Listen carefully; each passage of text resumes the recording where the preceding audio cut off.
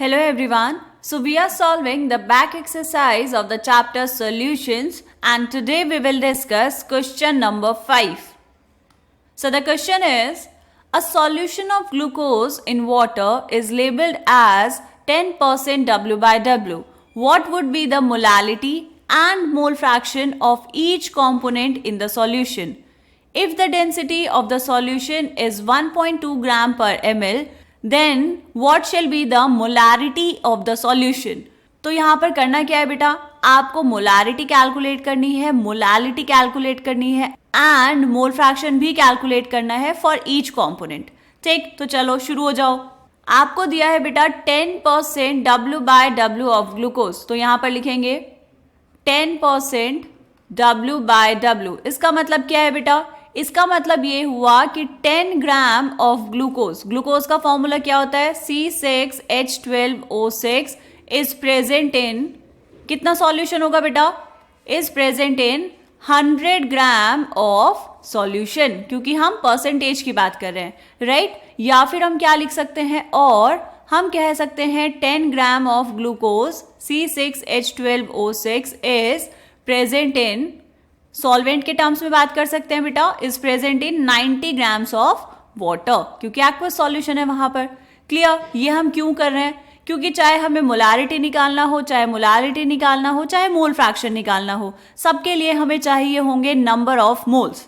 ठीक, तो हम यहाँ पर सबसे पहले कैलकुलेट कर लेंगे बेटा number of moles of glucose, N glucose.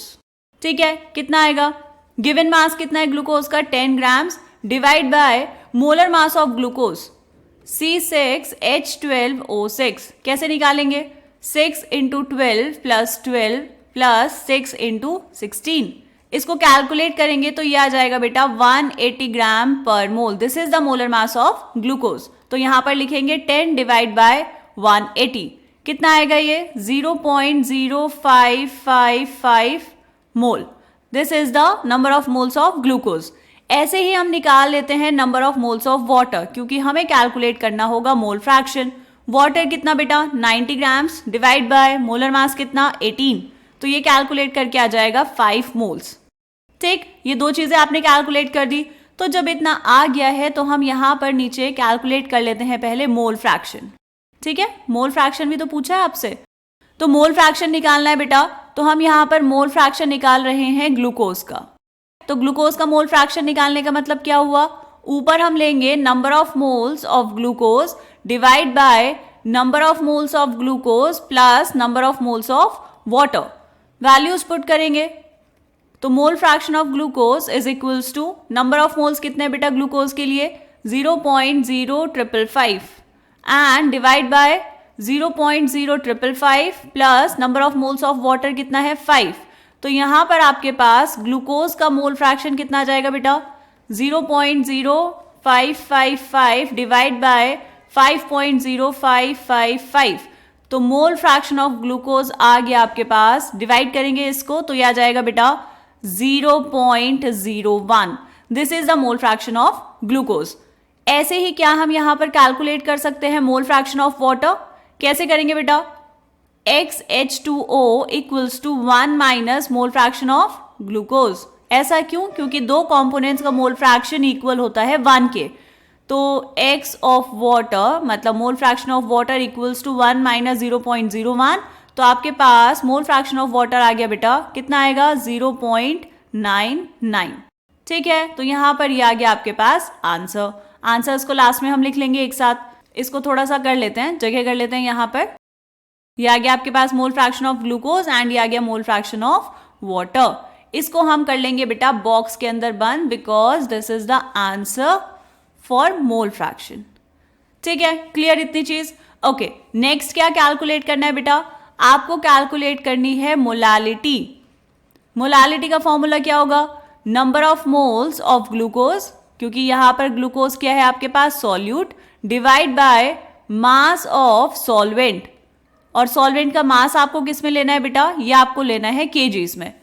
ठीक, वैल्यूज पुट कर दो, ये तो सिंपल है बहुत. मोल्स ऑफ ग्लूकोज कितना आया 0.0555 divide by mass of solvent कितना वाटर है बेटा 90 ग्राम्स. तो यहाँ पर लिखेंगे 90 और ये ग्राम्स में है तो ऊपर मल्टीप्लाई करेंगे 1000 से। अब ये केजीज में हो गया, डिवाइड कर लेंगे इसको तो आपके पास यहाँ पर मोलालिटी की वैल्यू आ जाएगी बेटा, ये 0 से 0 कैंसिल, ऊपर कितना आया 2 zeros है वहां पे, तो ये हो जाएगा 5.55 डिवाइड बाय 9।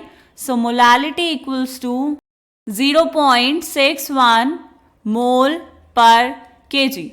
ये आपने कैलकुलेट की बेटा मोलालिटी, तो इसको भी कर लेंगे बॉक्स के अंदर बंद। This is the molality of this solution. तो हमने मोल फ्रैक्शन निकाल दिया है, मोलालिटी निकाल दिया है। अब आपको कैलकुलेट करना है बेटा मोलारिटी। तो मोलारिटी कैलकुलेट करने के लिए हम जाएंगे नेक्स्ट पेज पर। मोलारिटी का फॉर्मूला क्या होता है बेटा, देखो molarity is number of moles of solute, मतलब moles of glucose divide by volume of solution. Volume of solution चाहिए आपको, वो भी लीटर्स में। तो आपको क्वेश्चन में कहीं पर भी वॉल्यूम ऑफ सॉल्यूशन तो नहीं दिया बेटा, उसकी जगह पर क्या दिया है आपको यहां पर दिया है डेंसिटी ऑफ सॉल्यूशन 1.2 ग्राम पर ml। तो देखो यहां से कैसे सॉल्व करेंगे, डेंसिटी कितनी है बेटा 1.2 ग्राम पर ml। तो density of solution is mass of solution divide by volume of solution. तो क्या हम यहां से कैलकुलेट कर सकते हैं, वॉल्यूम ऑफ सॉल्यूशन कितना आएगा is equals to mass of solution divide by density of solution. Density of solution कितना हो जाएगा बेटा, मास ऑफ सॉल्यूशन का मतलब है टोटल हमने माना था 100 ग्राम डिवाइड बाय डेंसिटी आपको गिवन है 1.2 ग्राम पर ml। कैलकुलेट करेंगे इसको तो आपके पास आएगा वॉल्यूम ऑफ सॉल्यूशन, यहाँ पे ये ग्राम से ग्राम कैंसिल बेटा, तो ये कितना हो गया 100 डिवाइड बाय 1.2 ml।